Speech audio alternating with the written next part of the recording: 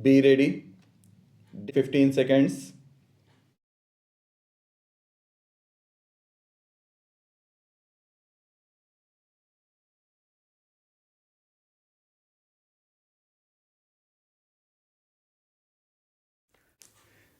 Mr. Deputy Speaker, Sir, may I, with your permission, intervene and say a few words in regard to the various matters that have been discussed. My colleague, the finance minister, who is in charge of this particular budget, will no doubt deal with the specific matters that have been raised in the course of this debate.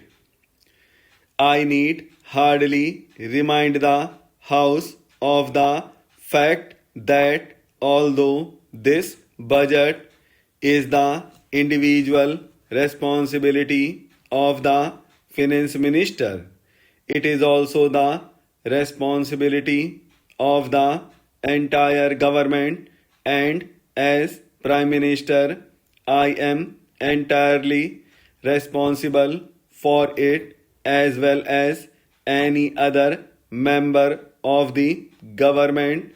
This budget was placed before the House after the usual consideration by the government, and the latter is completely committed to it. That does not mean that we are not willing to consider any new proposals. We certainly are, so long as the basic structure of the budget is not affected.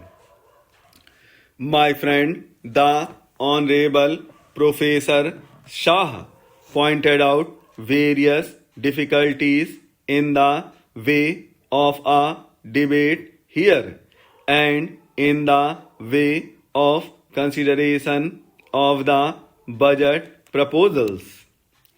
He pointed out how little could be done in the allotted time. I am in complete agreement with him in this matter.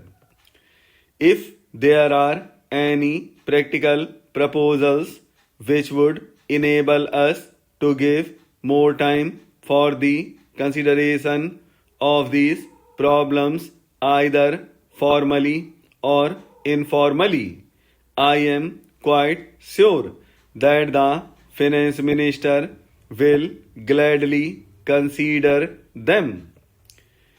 The real difficulty is, however, more basic, and it is this: the kind of problems which the government has to face now is so vast and intricate that it is impossible for any democratic parliamentary assembly to give enough time for its consideration. It is just a question of time. This is not a new difficulty. I remember that long debates on this subject took place in a country like the United Kingdom, where they found that they could not get along with what is really the 19th century procedure in this 20th century of continuous crisis, social problems, and international problems. So, even parliamentary procedure in the United Kingdom has gradually changed, and many matters are left more to the committee than to the House itself. Usually, a principle is decided by the House, and its working out is left to committees. The House cannot find time to consider everything. That is a difficulty inherent in the situation.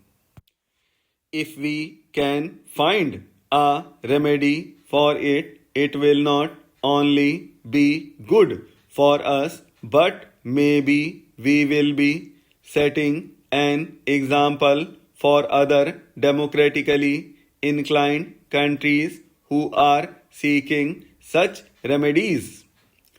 In spite of the fact that Parliament is in continuous session, it is not able to find time to consider in detail all the important matters that come up. We have, in fact, much less time because we are not in continuous session.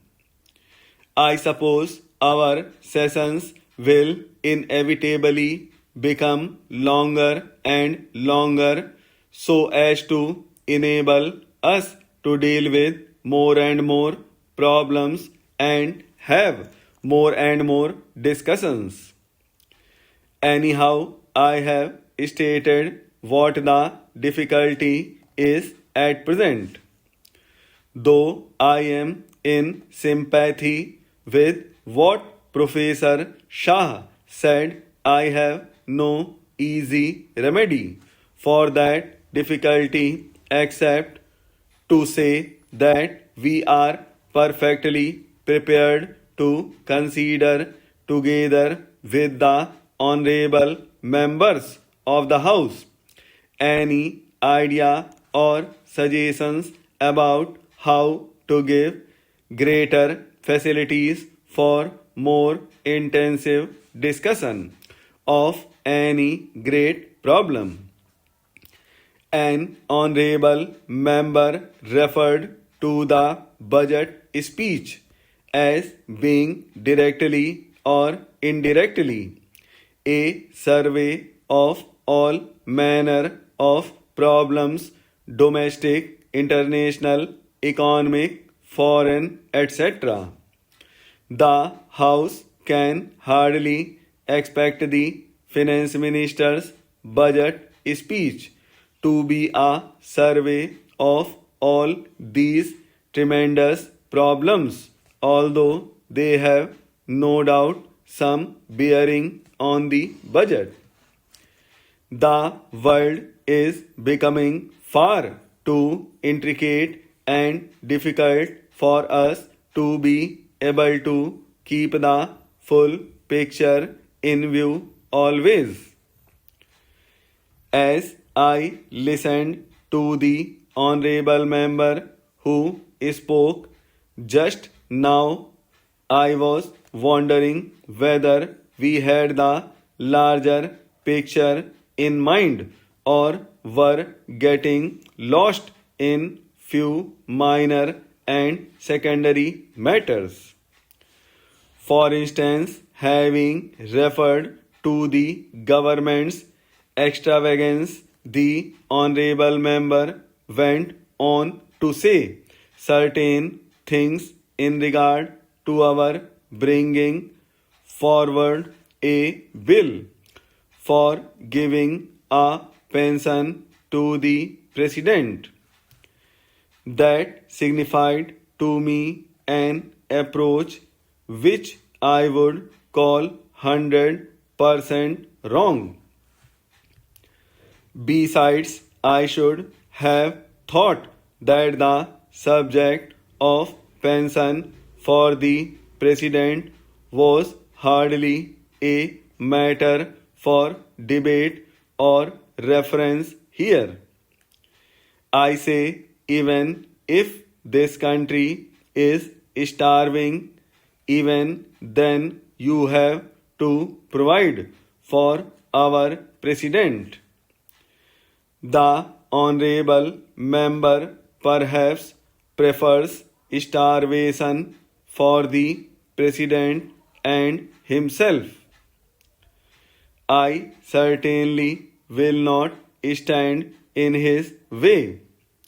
But we are considering graver matters than this, and the fact that such points are raised shows that we are not looking at the problems. We do not seem to be thinking of the vast problems that we are faced with and have to wrestle with the vast problem of the country's economy in relation to the world's economy.